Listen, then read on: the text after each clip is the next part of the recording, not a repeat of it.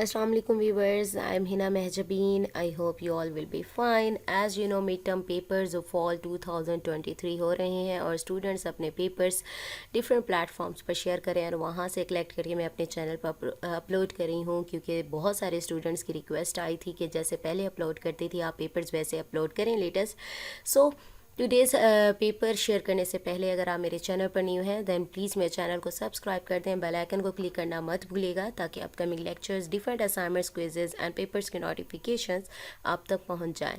Like भी कीजिएगा, share भी कीजिएगा। Okay ji, let's start. First of all as usual मैं आप लोगों को पेपर की प्रिपरेशन की टिप्स देती हूँ कि किस तरह से आप अच्छे तरीके से अपने प्रिपरेशन कर सकते हैं।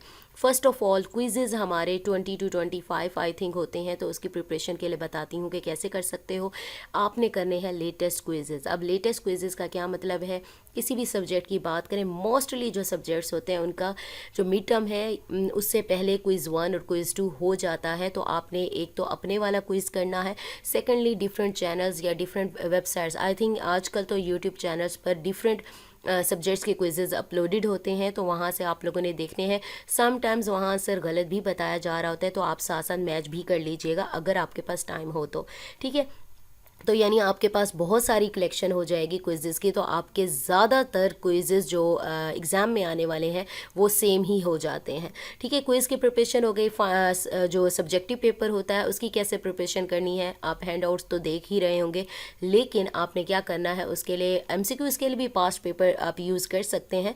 सब्जेक्टिव का जो है पोर्शन वो आप पास्ट पेपर से आइडिया ले सकते हैं कि किस टाइप के क्वेश्चंस पूछे जा सकते हैं, या फिर अगर उसके पास्ट पेपर, क्योंकि बहुत सारे सब्जेक्ट्स ऐसे हैं कि उनके जो हैंड आउट्स हैं या लेक्चर्स हैं, वीडियो लेक्चर्स भी चेंज हुए हैं और बाकी जो पास्ट पेपर्स अवेलेबल हैं वो 10-10 साल 15-15 साल पुराने हैं, तो प्रॉब्लम होती है। तो उसके लिए क्या करेंगे, MCQs से ही आपको आइडिया मिल जाएगा कि कौन से क्वेश्चन ऐसे पूछे जाते हैं, ठीक है। शॉर्ट में लॉन्ग में भी ऐसे ही पूछे जा रहे होते हैं क्वेश्चन।